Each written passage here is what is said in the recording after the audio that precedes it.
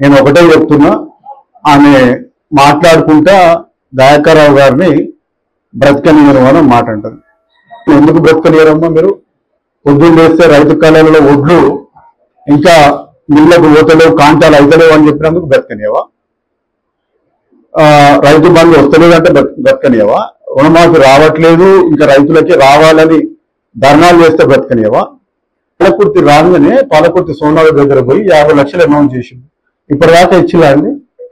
తొర్రూరులో skill centre సంవత్సరాలు complete చేస్తాను కొబ్బరికాయ కొట్టడం ఇప్పటిదాకా చేసిందా?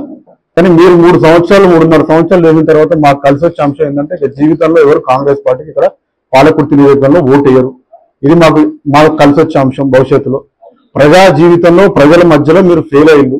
దాన్ని కప్పిపుచ్చుకునే దాంట్లో ఫ్రస్ట్రేషన్. మీరు వారి బజారు భాష, ఎంత బజారు భాష మాట్లాడుతున్నాం. పాలకుర్తిలో ఆమె ప్రెస్ మీట్ లో మాట్లాడుకుంటూ మీకు పిల్లలు లేరా అంటున్నాను.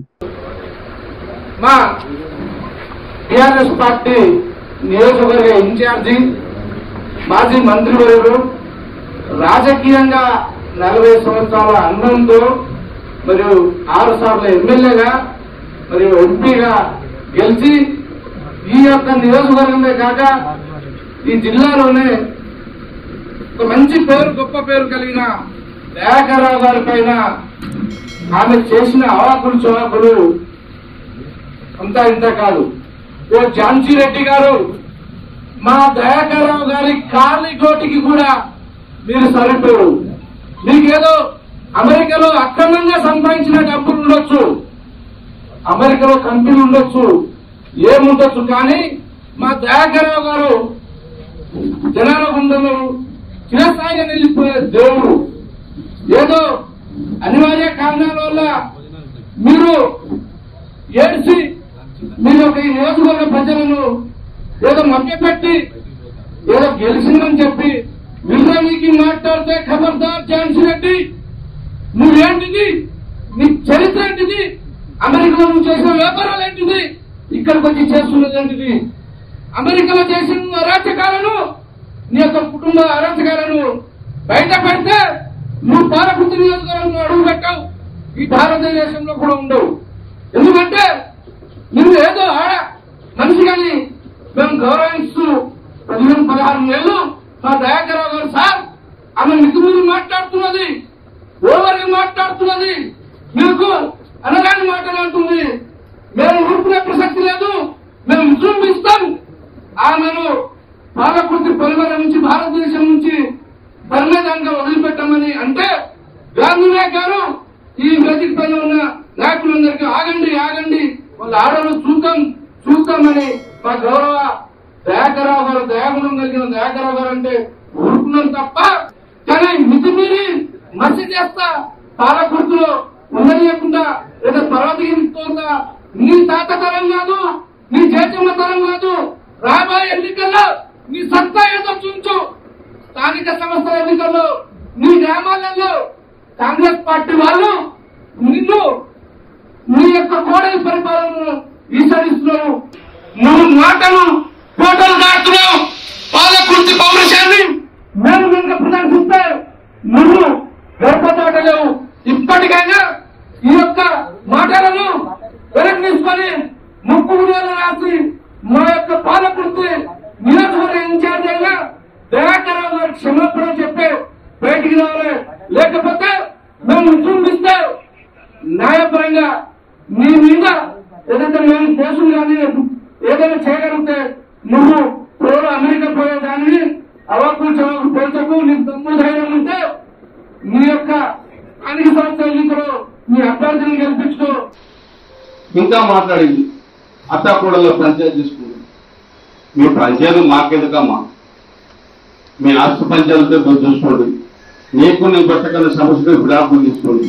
నీకు నీ కూడల కింద పంచాయతీతో విడిపోండి. మేమేమో వాళ్ళు ఇన్వాల్వ్ కాము, మాకు ఆ సంబంధాలు లేవు. అత్తాకూడలో పంచాయతీ కుటుంబ వ్యవహారాల్లో మా నాయకుడు ఎర్రబెల్లి దయాకర్రావు గారు 20% వ్యవహారాలు తలపించారు. ఆయన అధికారంలో ఉన్నా లేకున్నా ఇవాళ పంటలు ఎండిపోతాయంటే నీళ్లు కావాలంటే నీళ్లతో అధికారులతో మాట్లాడి కట్టాల చెక్ డ్యామ్ నీళ్ళు ఇప్పించింది. రైతులు ధాన్యం కొనుగోలు చేస్తే చేయకపోతే ఎక్కడ కనపడదు అక్కడ అధికారులతో వీలైనంత మాట్లాడి లాగి తెప్పించింది. మా నాయకుడు అధికారంలో లేకుండా ప్రజల మధ్య నుండి ప్రజల సమస్య పట్ల అవగాహనతో ప్రజల కోసం మేలు చేయాలని ఆలోచన తిరుగుతాడు. కానీ మీ కుటుంబం గురించి మీ పార్టీ గురించి మాట్లాడుతున్నాను. మీ పార్టీ అనేది రేపు ఎన్నికలలో మరి వచ్చే ఎన్నికల్లో మీ పార్టీ సంగతి ప్రజలు చెప్తున్నప్పుడు మేము చెప్పేది మా పార్టీ ఉంటుందా పోతుందా మీరు ఎక్కడ పోతారో ఆలోచించుకోవాలి. ఇక నుంచి మేమేం చేసి మీ పార్టీ ఏం చేసినా మేము ఇవ్వబడతాను మేము సిద్ధంగా ఉన్నాం. మీ వ్యక్తిగత విషయాలు మాకు అక్కర్లేదు. నీకు సర్వ ఇలా పత్రికా ముఖం చెప్తున్నారు. మేము సిద్ధం చూసుకున్నామా మమ్మల్ని ఇన్వాల్వ్ చేయదు మాకు సంబంధం లేదు. ఏదో నేను ఈగ వాళ్ళతో చూపిస్తాను ఈగలు రోజు వాళ్ళతో ఎంతమంది చూస్తూ చూస్తాను నువ్వు వద్దాను నేను ఈగ వాళ్ళతో. ఈ రోజు వరకు కూడా ఎమ్మెల్యే గారు ఎన్ని కల్లాలను సందర్శించారు, ఎన్నిసార్లు వడ్ల కొనుగోలు కోసం సివిల్ సప్లై మీతో కానీ జిల్లా కలెక్టర్తో కానీ అడిషనల్ కలెక్టర్తో కానీ మరి ఏ విధమైన ఆఫీసర్తో రివ్యూ పెట్టి ధాన్యాన్ని అక్కడ దించారో చెప్పండి. ఇప్పటికి కల్లాలలో అవినీతి జరుగుతా ఉంది, కాంటాల దగ్గర అవినీతి జరుగుతా ఉంది, వార్దాన్ని ఇవ్వట్లేరు. అక్కడ కల్లాల దగ్గర సరైన సౌకర్యాలు లేరు. ఈ నియోజకవర్గంలో సాక్షాత్తు ఇద్దరు, ఒక మహిళా రైతు ఒక పురుష రైతు చనిపోయారు. మీరు ఏం చేసిరో చెప్పాలి. ఇవి చెప్పక నిరంతరం ప్రజల కోసం పనిచేస్తున్న దయాకర్రావు గారిని వరి కల్లాలకు పోయి ధాన్యాన్ని కొనండి అని ప్రభుత్వ అధికారులను అడిగితే, మరి ఊర్లలో పోయి 100 రోజుల పనుల దగ్గర పోయి పని గురించి అడిగితే ప్రతి పనికి సంబంధించి దయాకర్రావు గారు తిరుగుతుంటే నీ కన్ను మండుతున్నాయి. ఎందుకంటే మీకు చేత కాదు, మీకు మాట్లాడరు, మిమ్మల్ని మీరు నమ్మే స్థితి లేదు, మీ మీదనే మీరు నమ్మరు. అందుకోసమే మీరు బాగా ఫ్రస్ట్రేషన్కు లోనవుతున్నారు, అభద్రకు లోనవుతున్నారు. మీ కుటుంబం మీద మీకు నమ్మకం లేదు, మీ పార్టీ మీద మీకు నమ్మకం లేదు, మీ నాయకత్వం మీద మీకు నమ్మకం లేదు, మీ క్యాడర్ మీద నమ్మకం లేదు, మీ మీద మీకే నమ్మకం లేదు. ఈ పరిస్థితిలో దయాకర్రావు గారిని నా ట్రిగ్గర్ దయాకర్రావు గారి వైపు, నా ట్రిగ్గర్ బీఆర్ఎస్ వైపు, నువ్వు ఉగ్రవాదివా, నువ్వు తీవ్రవాదివా, నువ్వు ఒక విదేశీ పౌరురాలుండి నా ట్రిగ్గర్ అంటే నా చేతిలో ఉన్న ఆయుధం దయాకర్రావు వైపు తిప్పుతా, దయాకర్రావు వైపు గురి పెడతా, బీఆర్ఎస్ పార్టీ వైపు గురి పెడతా, నీకు అన్ని గుండెలున్నాయా?